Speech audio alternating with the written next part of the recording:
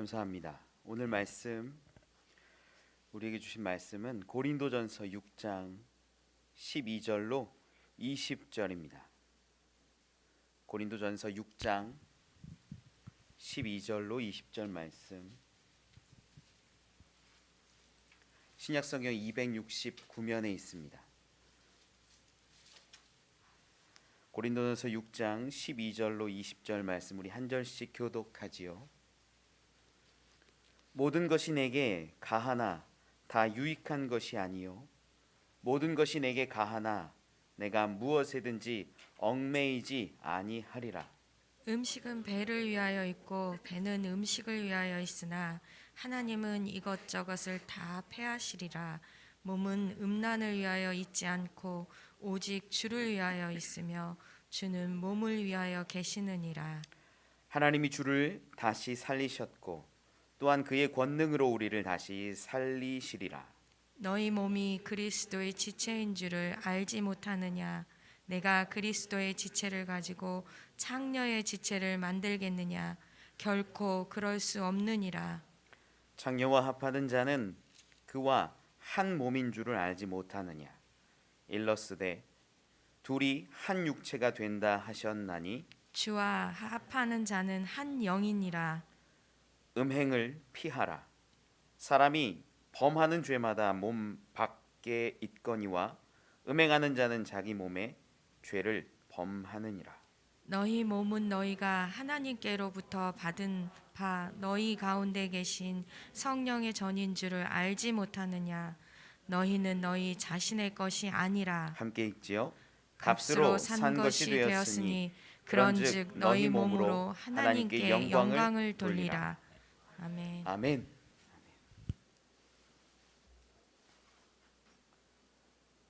감사합니다. 우리 옆에 있는 분들하고 인사 한번 하시죠. 잘 오셨습니다. 환영합니다.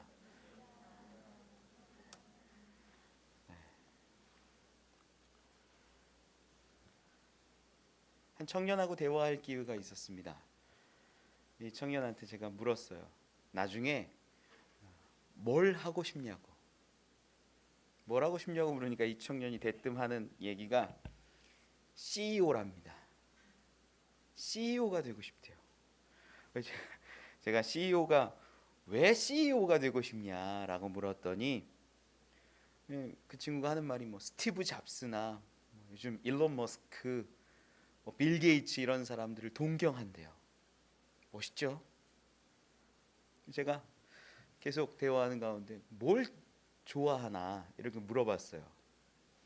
그랬더니 뭐 굉장히 다양하게 얘기하지만 이렇게 집적되는 것들이 어떤 거냐면 돈 되는 걸 다 좋아하더라고요. 돈 되는 거. 여러분도 그러세요? 돈 되는 거 괜찮죠? 제가 그 청년하고 계속 대화를 하는데 그럼 돈 벌어서 뭐 할 거냐고 물었습니다. 그 친구가 하는 말이 큰 빌딩을 살 거래요. 동의하세요? 큰 빌딩을 사서 자기가 일하지도 않고 이렇게 돈을 벌 수 있는 구조를 만들고 싶대요. 야, 멋있다. 그래. 얼마쯤 벌어야 되는데 한 달에 한 5천만 원쯤 벌고 싶대요. 구체적이죠? 끄떡끄떡 하시는 분들 계세요. 그렇구나. 나도. 야, 제가 그 친구하고 얘기를 하다가 이 친구의 꿈이 뭐예요, 여러분? CEO죠. 우리는 이 착각에 살고 있어요. 무슨 착각인지 잘 모르시겠죠. CEO가 꿈이라고 지금 대답해요. 그런데 이 친구의 꿈은 CEO가 아니에요, 사실. 그 친구의 말을 다 긍정해 주었을 때 이 친구의 목적과 목표와 꿈은 뭐냐면 노는 거예요. 가만히 보세요, 여러분. CEO 왜 되려고 해요? 돈 많이 벌려고. 그래서 빌딩 사고 내가 일 안 해도 벌 수 있게. 그 다음 뭐 할래? 그냥 놀고 먹어야죠. 한 달에 5천만 원인데. 뭐예요, 목적이? 노는 거예요. 우리는 수단과 목적을 혼동해요. 굉장히 많은 사람들이 목적 중심적이라고, 난 목적을 잘 세웠어, 내 목적은 공무원이야, CEO야, 취직하는 거야, 돈 많이 버는 거야, 뭐 이렇게 말해요. 일반적인 사람들이. 그럼 그게 목적인가요? 가만히 보세요. 그건 목적 아니에요. 수단이에요. 내가 돈을 많이 버는 건 행복해지려고 많이 버는 거 아닌가요? 그래도 먹고 싶은 거 먹고, 좀 다니고 싶은 거 다니고, 입고 싶은 거 입고, 이러려고 돈도 버는 거 아닌가요? 그런데 마치 돈 버는 게 목적인 양, 부자 되는 게 목표인 양 그렇게 살아간다라는 거예요. 옛날에 그리스에서 한 철학자의 탄생 이야기가 있어요. 법학을 막 열심히 공부하고, 난 법관이 될 거야. 그런데 돈이 없어요. 돈을 누군가가 장학금을 쭉 주면서, 법을 공부해서 뭐 할 텐가? 훌륭한 판사가 되겠습니다. 훌륭한 판사가 돼서 뭐 할 텐가? 훌륭한 판사가 되면 사회 정의를 위해서 나쁜 놈은 혼내주고 불쌍한 사람은 구해주고 그렇게 살겠죠. 그 다음은 뭐 할 텐가? 결혼도 하지 않겠습니까? 그 다음은 뭐 할 텐가? 자녀도 낳아야겠지요. 그 다음은 뭐 할 텐가? 장년기를 지나 노년기에 이르면 제가 가진 학식을 나눌 수도 있을 것 같습니다. 가르치는 삶 좋지요. 그 다음은 뭐 할 텐가? 그 다음이요? 아무 대답을 못하는 그 학생에게 이렇게 얘기했다고 하죠. 너 자신을 알게나. 우리가 그리스 신전에 가보면 아폴론 신전 같은 곳에 이렇게 써 있다고 그러죠. 너 자신을 알라. 여러분 자신을 얼마나 알고 계시나요? 야, 내가 추구하는 거, 내가 목적하는 거, 내가 목표하는 것이 이것이다라고 말할 수 있는 분들이 몇 명이나 되고 그것이 얼마나 명확한가요? 야, 내가 추구하는 삶은 이거야. 가만히 보면 정말 절반 이상의 숫자가 놀고 먹는 거더라고요. 놀고 먹는 거. 돈 많이 벌어서 놀고 먹고, 성공해서 놀고 먹고, 연예인 돼서 놀고 먹고, CEO 돼서 놀고 먹고. 수많은 사람들이 공부해서 성공하고 돈 벌고 출세하고 그럽니다. 공부도 가만히 보면 수단이에요. 목적이 아닌데 많은 사람들이 야, 공부해야지, 열심히 해야지, 출세해야지 라고 말해요. 세상이 말하는, 가르쳐주고 있는 목표들은, 목적들은 사실 진짜가 아닐 수 있다라는 겁니다. 교회에도 목표가 있어요. 교회에도 목적이 있어요. 여러분, 교회에서 신앙생활하는 목적과 목표가 뭡니까? 천국이요, 영생이요, 황금길이요, 유리바다, 성경에 많이 나오는 12 진주문이 어쩌고 저쩌고, 이런 게 여러분의 혹시 목적이 되십니까? 성경에는 그런 말씀 있잖아요. 왕노릇하리로다, 이런 말씀이 있어요. 내가 교회 열심히 다니면 왕노릇해야지. 저도 어렸을 때 그랬던 것 같아요. 내가 하나님 나라 가면, 어디서 그런 얘기를 들었는지 이렇게 수종 드는 천사가 있대요. 천사를 시키면 다 되는 거예요. 막 제가 성경을 아무리 봐도 잘 그런 구체적인 기록은 별로 없어요. 내 수종을 드는 천사가 있어가지고 야 물 좀 떠와, 물 떠오고, 왕노릇하는 게 저는 그런 거라고 예전에 오해했어요. 여러분, 천국 가고 예수 믿고 신앙생활하는 거, 신앙생활 이런 거 하는 거 왕노릇하기 위함입니까? 목표가 아니라 길, 방편, 이것과 목표를 많이 혼돈합니다. 신앙의 목표를 불명하게 알 때 길이 보여요. 신앙의 마지막 목적지가 무엇이냐에 따라서 걸어가는 길들이 달라진다라는 겁니다. 오늘 본문에 이 고린도 교회에 보낸 편지가 이렇게 기록되어 있어요. 고린도 지역은 아주 유명한 지역입니다. 바닷가이고 수많은 문명들이 문화들이 집중되는 곳이 항구기도 했어요. 지중해 연안에 있어서 수많은 사람들이 오고 각계각층의 민족, 색깔을 가진 인종들이 있었어요. 그러다 보니 문화가 뒤섞이는 거예요. 자기들이 믿고 있는 신념과 가치와 철학과 신이 있었어요. 수많은 신들. 그 중에서 고린도에서 가장 번성했던 신 중에 하나가 아프로디테입니다. 이 사랑의 여신이라고 우리 알려져 있죠. 아프로디테. 사랑의 여신 중에 가장 아름다운 여신으로 우리 묘사되잖아요. 이 고린도의 도시의 수호신으로 아프로디테가 이렇게 정해져요. 이 도시를 도와준다, 함께한다. 이 사랑의 여신이라고 하는 아프로디테, 고린도 시가지가 다 보이는 언덕 위에 이렇게 신전이 세워져 있었는데 그곳에는 1000명이 넘는 여자 사제들이 있었대요.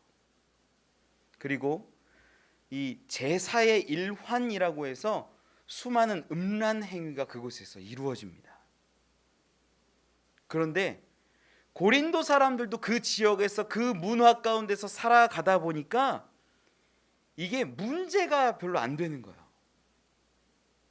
그럴 수 있지. 다들 그렇게 사니까. 음란과 퇴폐와 우리가 보기엔 그러한데 그들에는 문제가 안 되는 거예요. 오늘 본문 말씀 조금 앞에 보면 5장에 보면 1절 2절에 이런 기록이 있어요. 너희 중에 심지어 음행이 있다 함을 들으니 그런 음행은 이방인 중에서도 없는 것이라. 누가 그 아버지의 아내를 취하였다 하는도다. 이 2절에 보면 이 성경 가운데 그런 자들을 왜 쫓아내지 않았냐고 막 호통치고 혼내는 장면도 나오지요. 우리가 그냥 쉽게 생각하면 고린도 교회도 고린도라는 지역 가운데 지내면서 수많은 음란과 태폐와 이런 향락의 문화로 젖어 있었다라는 것을 알 수 있어요. 이게 고린도 교회의 고린도 지역의 배경이에요. 문란하고 하나님이 주신 질서와 생명, 남성성과 여성성, 고귀한 하나님의 계획이 담겨 있는 생육의 비밀과 사랑의 기능도 육신적으로 쾌락적으로 잘못 사용되고 있다라는 거예요. 저는 오늘 본문 말씀을 통해서 교회의 진짜 목적이 뭐냐, 교회의 모습이 어떠해야 하는가에 대해서 좀 은혜 나누기를 원합니다. 우리 인생의 목적이 분명하게 드러날 줄 믿습니다. 첫 번째는요, 진짜 목적이 있는 존재가 있다는 거예요. 많은 사람들이 어떤 목적을 찾는 데 있어서 그 근본에 기반에 자기 자신을 둡니다. 자기중심적인 사고죠. 현대 철학, 근대 철학에 있어서 이 데카르트라는 사람의 위치가 굉장히 커요. 이 데카르트는 모든 걸 다 부정했던 사람이지요. 야, 내가 보고 있는 이 화분 아닐 수 있어. 마이크 아닐 수 있어. 마스크 아닐 수 있어. 하늘 아닐 수 있어. 부정하고 부정하고 부정해요. 다 부정해요. 다 부정해 보는 겁니다. 모든 것을. 부모 아닐 수 있어. 신 아닐 수 있어. 모든 것을 부정하고 났더니 한 가지 부정하지 못하는 게 나왔어요. 그게 뭐냐면 지금 부정하고 있고 부인하고 있는 내 모습. 야, 나는 지금 저걸 부정하고 있네. 저거 아니라고 얘기하네. 가짜라고 말하고 있네. 이 모습, 내 모습 자체는 부정할 수가 없는 거예요. 거기서 나온 말이 나는 생각한다 고로 존재한다. 부정하고 있고 무시하고 있고 아니라고 생각하는 이 생각의 덩어리, 이 덩어리는 있다라는 거죠. 여기서부터 철학을 다시 만들어 나가는 거예요. 데카르트가. 위대한 사람이죠. 이 이야기는 굉장한 내용이에요. 모든 것을 자신으로부터 시작하는 철학 사유입니다. 자기 자신을 중심에 둔 이 사상은요, 굉장한 힘을 가지고 있어요. 저도 가끔씩 읽는 책들인데 자기계발서 있어요. 야, 열심히 살아라. 야, 시간은 돌아오지 않는다. 목표를 분명하게 설정하라. 뭐 성공하는 사람들의 몇 가지 뭐 습관, 뭐 이런 책들 있잖아요. 대부분 보면 자기 중심적 방법에 기반을 해요. 그런데 우리 그리스도인들은요, 나로부터 시작하는 삶과 목적이 아니라 하나님으로부터 오는 인생의 목적이어야 한다라는 거예요. 우리는 결코 자기 자신에게서 존재를, 목적을, 삶의 이유를 찾지 않습니다. 인간은요, 결코 우연히 출생하거나 우연히 이곳에 있으며 우연한 과정을 거쳐서 이곳에서 노력하고 성공을 바라보는 존재들이 아니라는 거예요. 우리의 삶은 우연의 연속이 아니에요. 수많은 과학과 철학과 이론들은 우연히 세상이 만들어졌고 우연히 생명이 탄생했고 우연히 우리가 여기 있다라고 말해요. 하지만 하나님을 아는 우리들은 그렇게 말하지 않습니다. 이사야서 44장 2절에 이렇게 기록해요. 너를 만들고 너를 모태에서부터 지어낸 너를 도와줄 여호와가 이같이 말하노라. 우리를 지으신 분이 말씀하시기를 모태에서 우리를 빚으시고 만드시고 우리를 창조하셨음을 이야기하세요. 어떤 시골에 계신 목사님이 하나님이 당신을 창조하셨습니다, 이걸 설명하시는데 사람에게 목적이 있다 막 말씀하시는 거예요. 이렇게 잘 듣고 있는데 우리 집에 가보면 똥 항아리가 있는데 거기다 변을 보시나 봐요. 똥 항아리가 있는데 그 옆에 똥막대기가 있대요. 이렇게 변을 보고 쌓고 하다 보면 똥이 탑이 이루어지는데 그러면 똥막대기를 가져다가 툭 하고 옆으로 쓰러뜨린대요. 탑을. 옛날에 야, 이 세상에 똥막대기도 목적이 있고 이유가 있는데 하나님의 형상을 닮은 우리가 삶의 이유와 목적이 없겠니? 말씀하시는데 맞다. 내가 우연히 나왔으면 목적이 없을 수 있지만 우리는 창조주 하나님을 바라보고 창조주를 믿고 의지하고 신뢰한다면 우리가 여기 있는 이유, 우리가 살아가는 이유, 그 목적이 분명할 것을 저는 믿어요. 여러분, 여러분에게는 삶의 이유와 목적이 분명히 있음을 믿으시기 바랍니다. 이것이 얼마나 큰 위로가 되는지 몰라요. 야, 나같이 쓸모없는 사람, 나같이 이유 없는 사람, 어떻게 살아가야 하나 힘들어할 때 하나님이 나를 지으셨다라는 그 말씀 하나로도 우리가 회복될 줄 믿습니다. 언젠가 제가 기도를 그렇게 기도했던 적이 있어요. 하나님, 저를요 좀 쓰시려거든 큰 그릇이 되게 해주세요. 그래서 좀 만약에 목회를 하면 야, 유명한 목사가 되면 좋겠다. 교회도 컸으면 좋겠다. 이제 옛날에 이제 생각입니다. 근데 목회를 하는데 교회가 커지질 않아요. 유명해지질 않아요. 제가 개척하면 야, 교회 많이 오겠다. 하나도 안 오더라고요.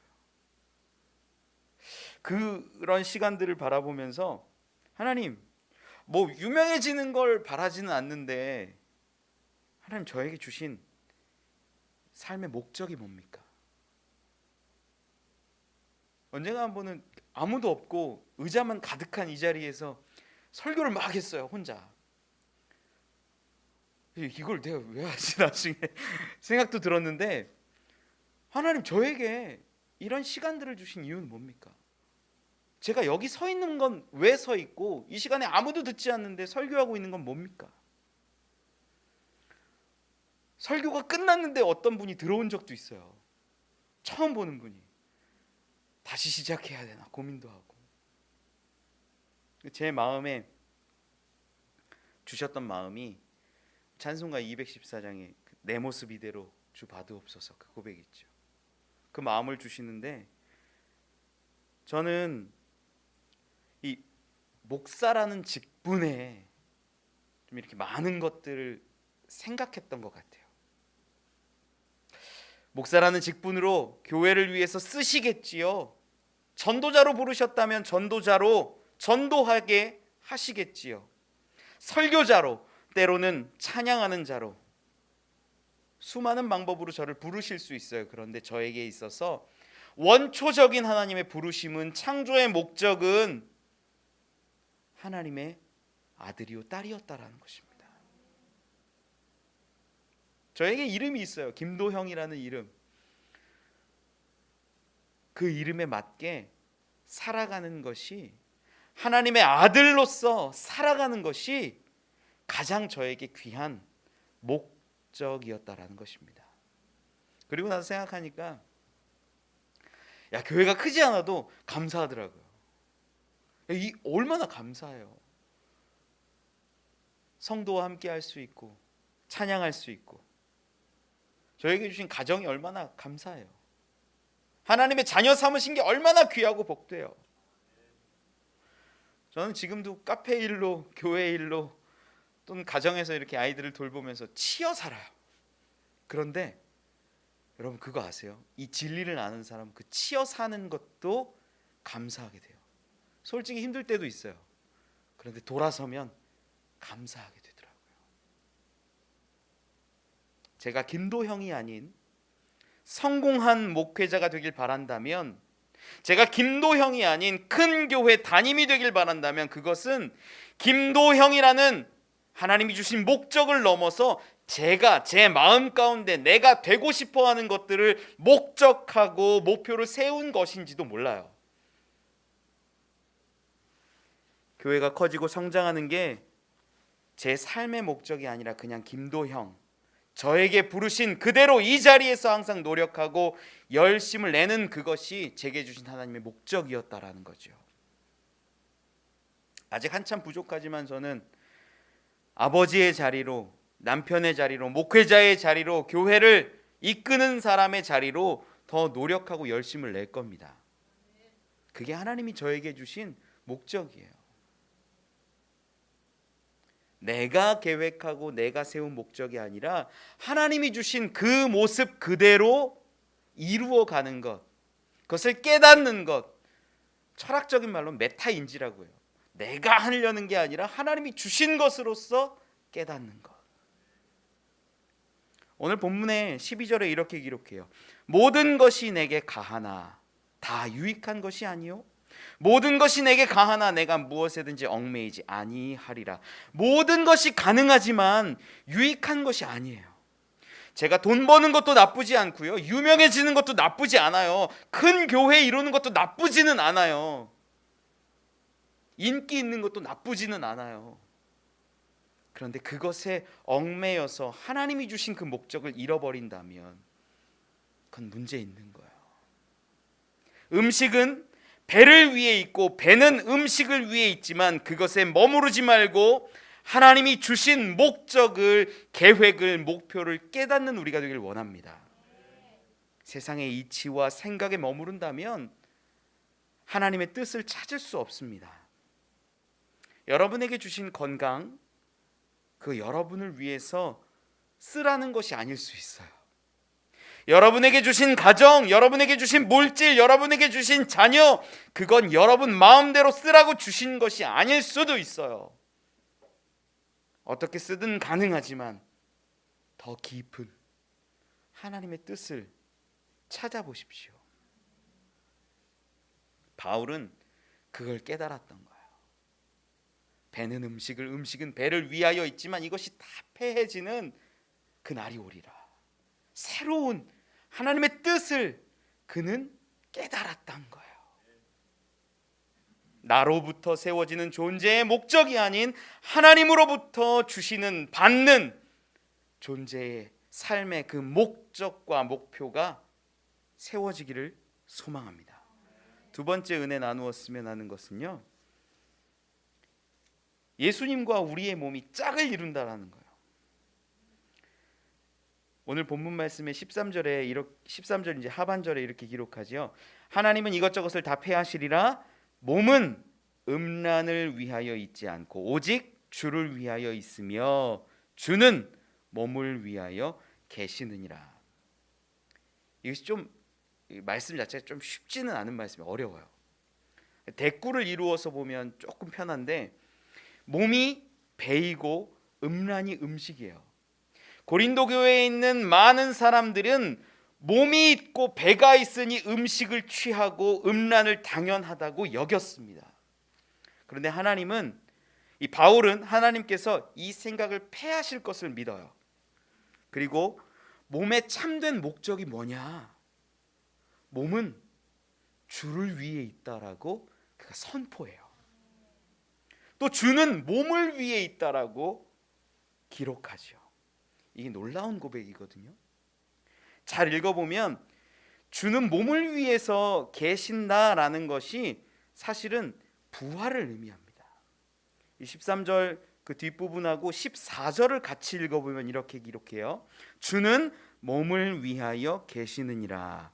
하나님이 주를 다시 살리셨고 또한 그의 권능으로 우리를 다시 살리시리라.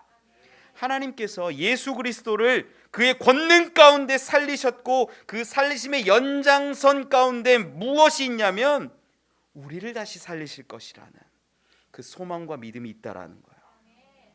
뭐냐면 우리 주 예수 그리스도의 부활은 우리의 부활과 연결되어 있다라는 거예요. 우리 주님이 부활하셨기에 우리의 몸이 분명히 부활할 것을 그는 믿고 고백하고 있는 것입니다. 즉 예수님은 우리 몸의 부활의 증거예요. 첫 열매예요. 보증이 되세요. 주께서 우리를 위하여 죽으심을 여러분 믿으십니까? 주께서 우리를 위하여 다시 부활하셨음을 믿으십니까? 이 믿음과 고백이 우리 주 예수 그리스도와 우리 사이에 맺어진 결코 끊어질 수 없는 관계된다라는 거예요. 이것은 우리 몸이 또한 주를 위한 것임을 증거해요. 말씀이 좀 어렵죠. 논리적으로나 철학적으로나 관계가.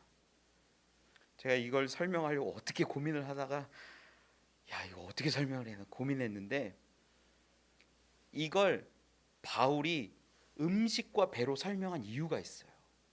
서로 불가분의 관계예요. 음식은 배를 위해 있고 배는 음식을 위해 있는데 이것들이 다 이 짝된 것들이 무너지고 우리 몸과 예수 그리스도의 그 짝됨으로 설명하고 있는 거예요.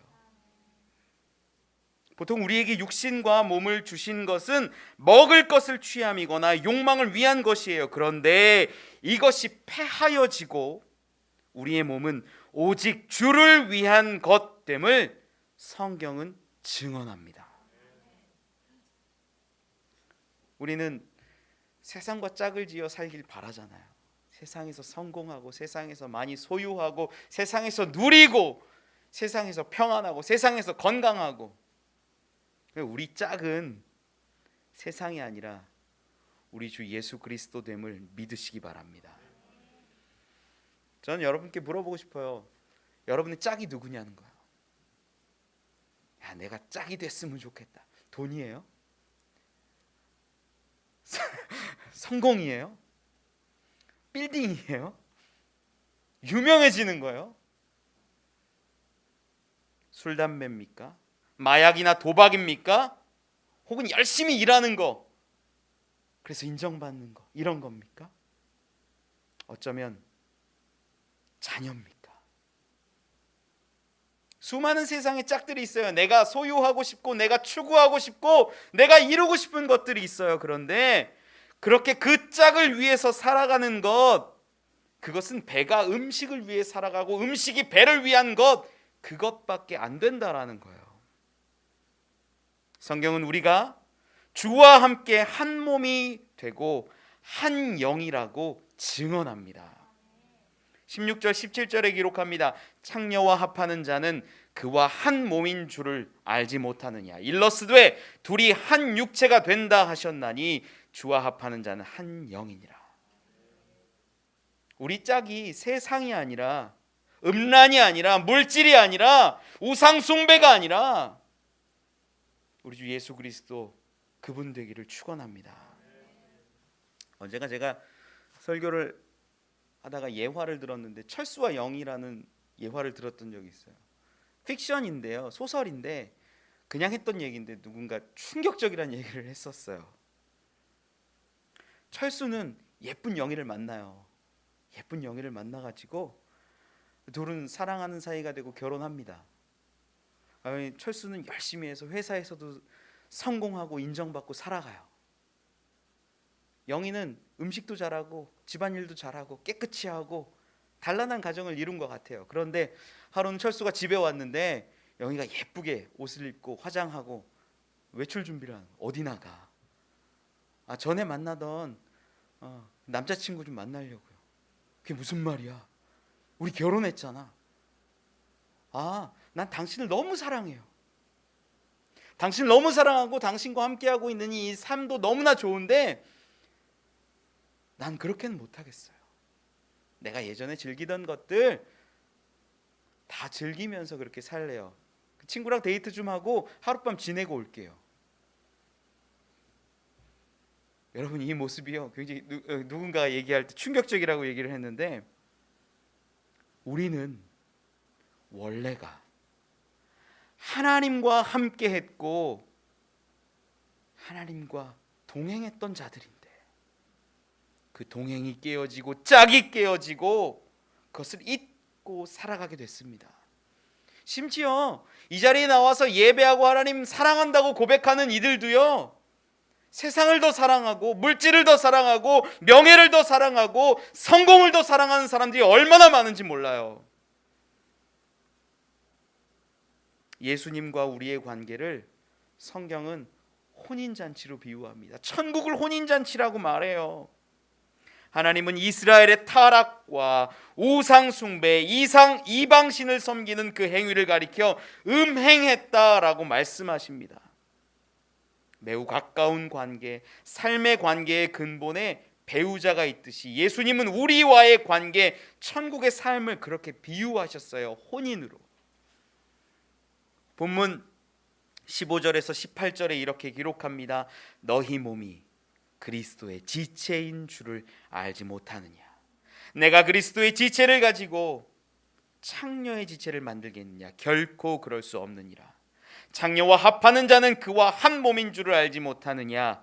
일러스되 둘이 한 육체가 된다 하셨나니 주와 합하는 자는 한 영이니라.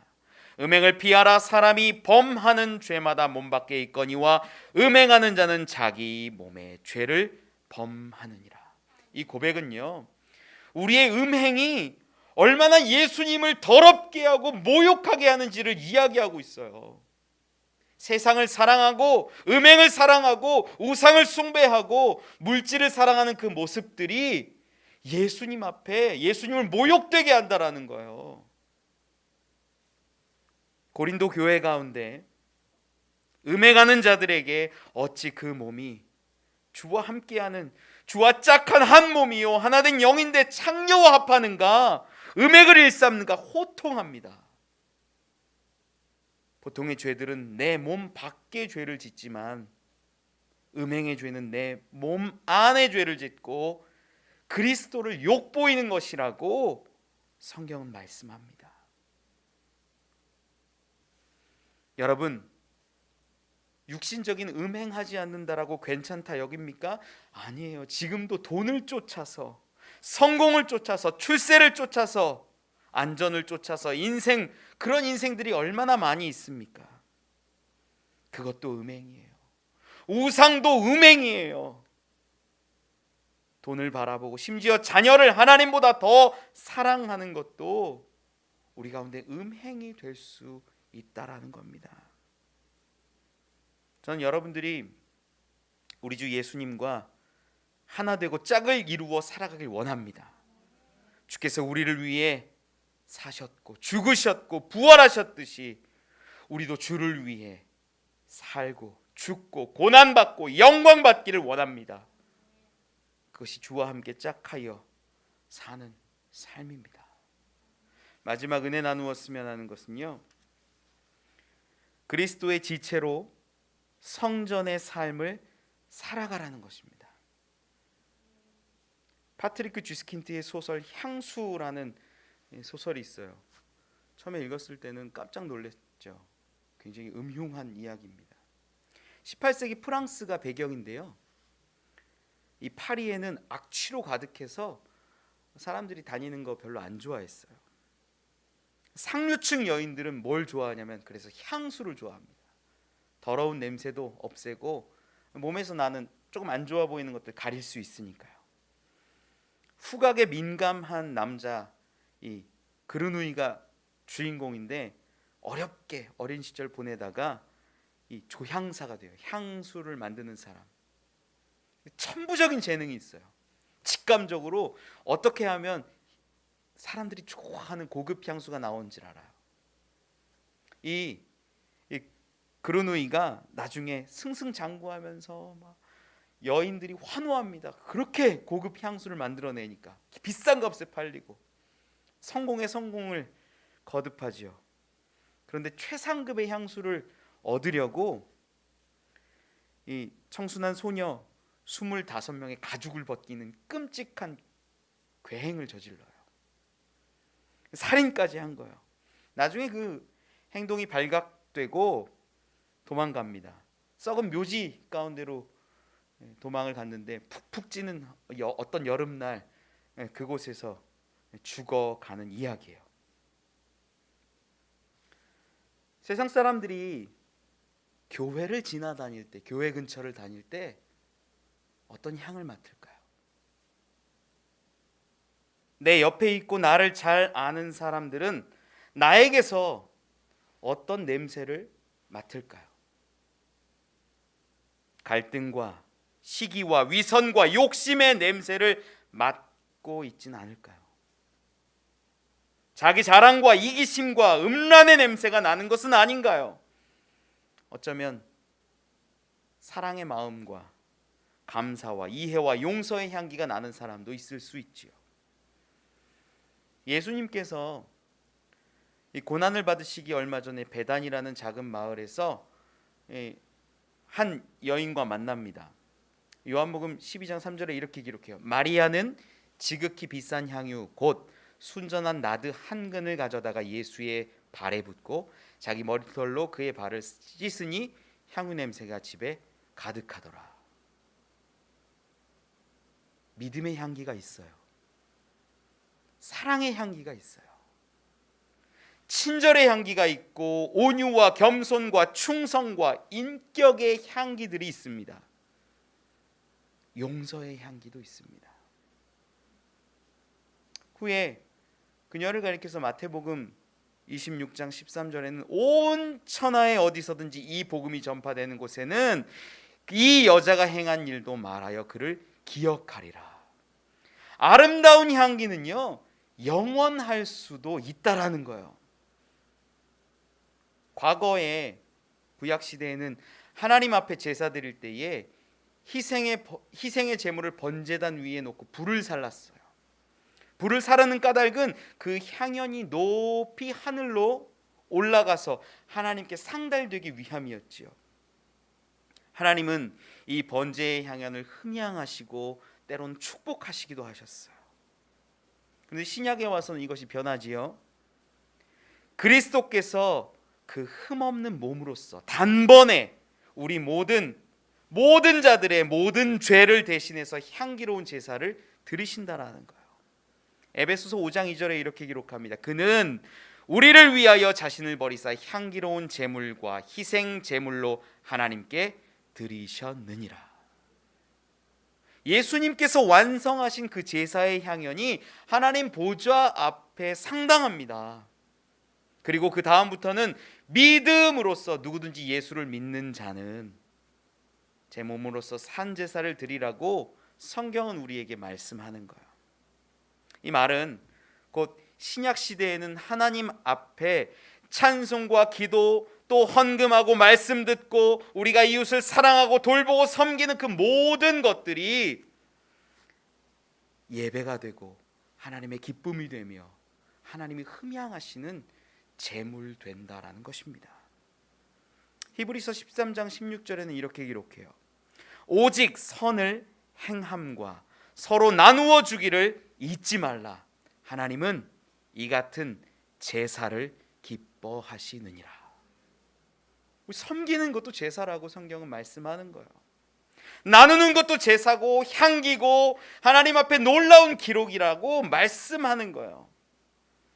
오늘 본문 말씀 가운데 19절 20절은 이렇게 기록합니다. 너희 몸은 너희가 하나님께로부터 받은 바 너희 가운데 계신 성령의 전인 줄 알지 못하느냐. 너희는 너희 자신의 것이 아니라 값으로 산 것이 되었으니 그런즉 너희 몸으로 하나님께 영광을 돌리라. 우리 삶의 향기가, 모습이 우리가 하나님이 기뻐하시고 하나님이 받으시는 영광이요 제사가 된다라는 것입니다. 저는 여러분들이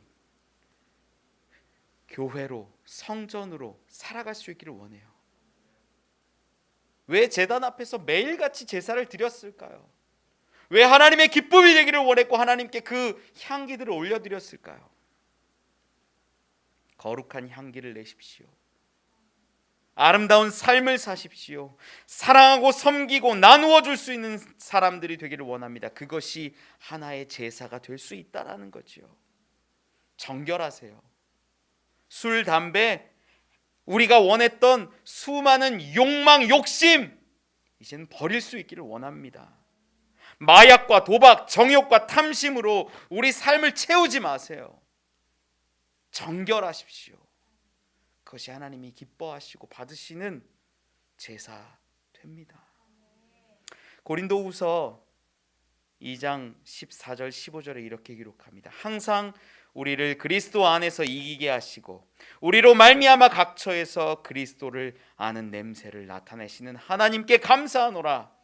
우리는 구원받는 자들에게나 망하는 자들에게나 하나님 앞에서 그리스도의 향기니. 겉으로는 믿는 것 같지만 그리스도인이라는 이름은 갖고 있지만 더러운 향기가 나는 사람들도 분명 있습니다. 향기가 없는 사람들도 있습니다. 그러한 모습은 어쩌면 죽었거나 병든 것일 수 있어요. 이제는 하나님 앞에, 사람 앞에 아름다운 향기로 살아가시길 바랍니다. 그것이 성전의 삶이에요. 그리스도를 주로 모신 자들의 삶입니다. 말씀을 맺습니다. 저희 가정에서 넷째를 가졌습니다. 처음에 저희 아내가 임신했다는 말을 했을 때 멍했어요. 넷째. 셋째랑 넷째는 느낌이 달라요. 제 속으로 야, 이제 목회에 좀 전념해야 되는데 넷째 어떡하나라는 생각을 했어요. 솔직히. 아내가 저에게 큰 도움이 되거든요. 목회하는데. 교회에서 할 일도 더 많을 것 같은데 자녀가 생기면 가정과 자녀에게 제가 시간을 더 많이 뺏길 텐데 어떻게 해야 될까라는 고민을 했던 것도 사실입니다. 아주 잠깐 시간에 수많은 고민들이 막 와요. 저희 아내가 제 표정을 딱 읽었는지 속상해하더라고요. 제가 되게 미안했어요. 고민하고 생각했습니다. 그리고 제가 깨달았던 게 뭐냐면 하나님은 실수하지 않으신다. 하나님은 우리에게 분명히 목적과 계획을 주신다. 얼마나 감사한지 아들이 셋이었는데 그 다음에 넷째는 딸이랍니다. 막 웅성웅성해요. 이유가 있죠. 이유가 있죠. 저희 가정에서 저희 아내가 참 귀한 게 큰아이 데리고 이제 잠언을 매일매일 읽어요. 저는 그렇게 말씀으로 양육받고 세워지는 자녀들 보게 될 겁니다. 넷째도 그럴 겁니다. 하나님, 저에게 주신 목적이 뭡니까? 또 한 번 물었어요. 한 영혼을 천하보다 귀하게 여기신다는데 크고 이름 있는 목회자나 교회보다 정말 저에게 맡겨주신 가정과 자녀들 참 그리스도인으로 키워나가고 그들을 위해 헌신하는 게 저의 달란트다, 목적이다, 이런 마음들을 주시더라고요. 저는 여러분들도 살아가는 이유에 대해서 분명히 고민하셨으면 좋겠어요. 돈을 바라는 사람들은 대부분 노는 겁니다. 정말 하나님을 바라고 예수 그리스도와 동행하며 주의 기쁨, 주의 성전, 주의 향기가 되길 원합니다. 그러한 삶의 목적을 분명히 세우고 살아갈 수 있는 저와 여러분, 우리 오늘 되시기를 간절히 축원합니다. 우리 두 손 들고